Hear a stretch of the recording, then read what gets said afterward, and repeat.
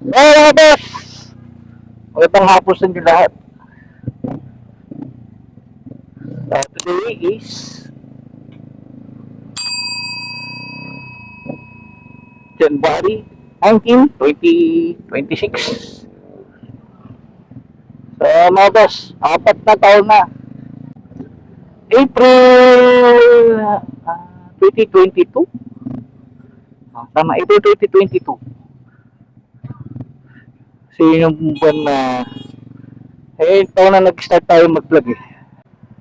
Numpisahan na rin natin yung i-double disc brake yung front mounts may Blue Hawk. So nagpalit tayo ng tayo mga boss almost 4 years ago. So after 4 years, ngayon na lang ulit tayo magpapalit ng gulong.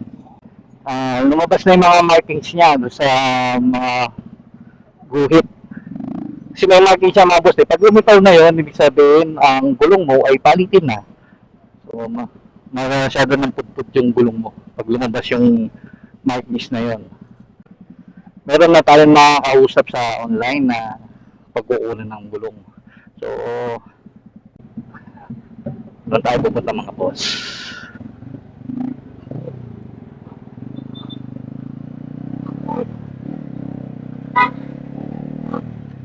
So mga boss, balik ako na ako. Medyo matraffic.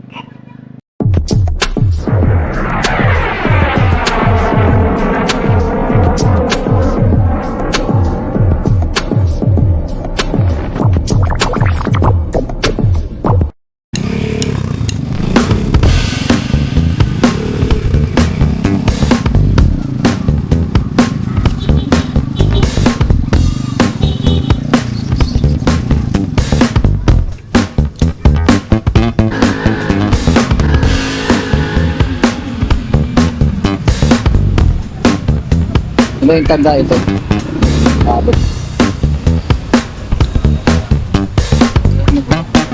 gawa ito. Ako sa boss, boss. Dito ba yun? Doon. Doon.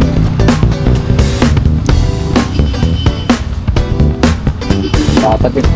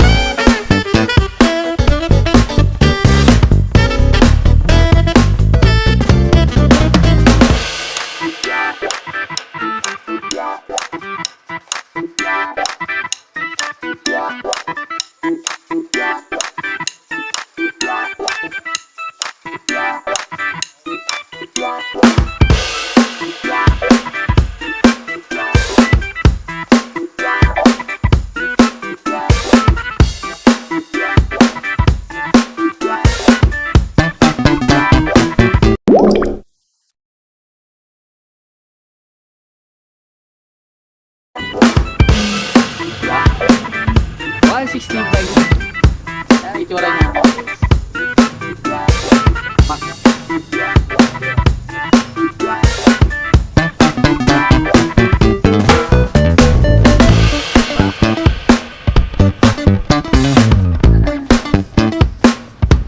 Ang pumaking kurete.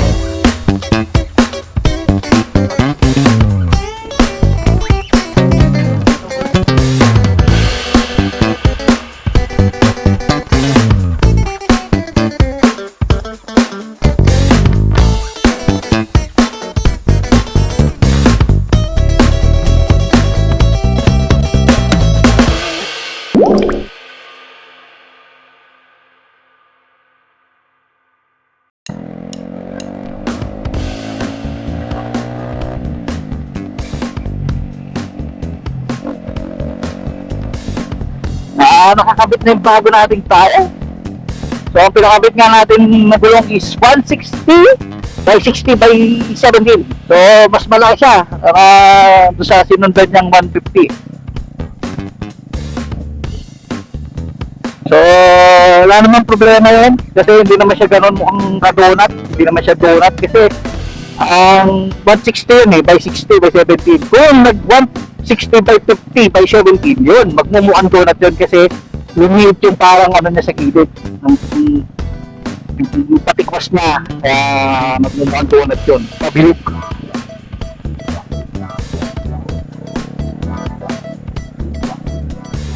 So, performance mga boss, yung attack na hindi naman nagbago. Ewan ko sa top speed.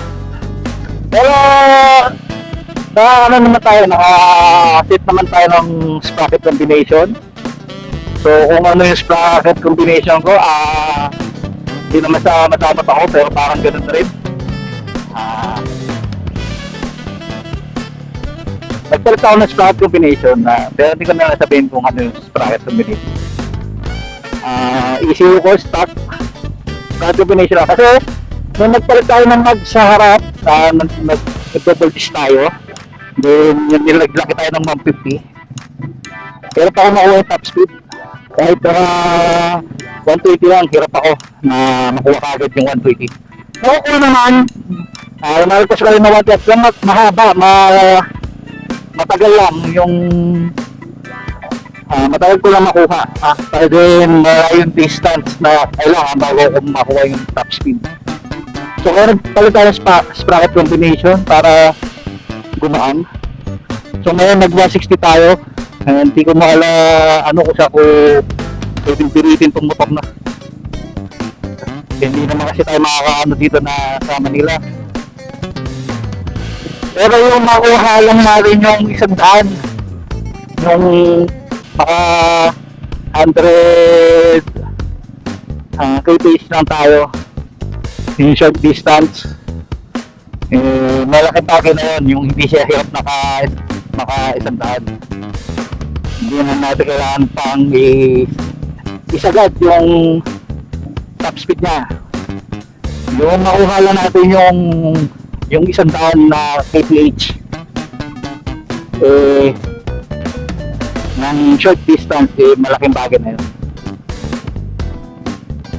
So pag ibig sabihin pag hindi nakuha, either mag-ipin na ECU or magpapalit tayo ng sprocket ulit para hindi mahirapan yung motor atakin yung, kasi bumigat yung motor natin mga boss kasi nagdagdag ka ng weight nagdagdag ka ng bigat sa kalaki sa tire. Kaya nangyayari, bibigat ka, mahirapan siyang malis. Parang nagsakay ka lang ng nag-back-ride ka ng dalawa. Pag dalawa back-ride mo, hindi mo agad makakuha yung top speed mo, hirap ka, so mabigat yung karga mo. Parang gano'n lang din siya mga boss. Bumigat yung motor, dahil bumigat na naging 160. So hopefully kayanin na nung sprocket combination natin para hindi na tayo magpalit pa. So mga boss, malapit na ako sa amin. Palapusin natin yung vlog. So ito ba subscriber sa akin dito ako click ko lang po ang subscribe button dyan sa baba. At pag-click nyo yan, ilalabas sa notification bell. Pakiclick mo na para maging updated ka sa aking susunod na i-upload na video. Traffic mga boss. So hanggang sa muli mga boss. Punta tayo. Kita tayo next vlog.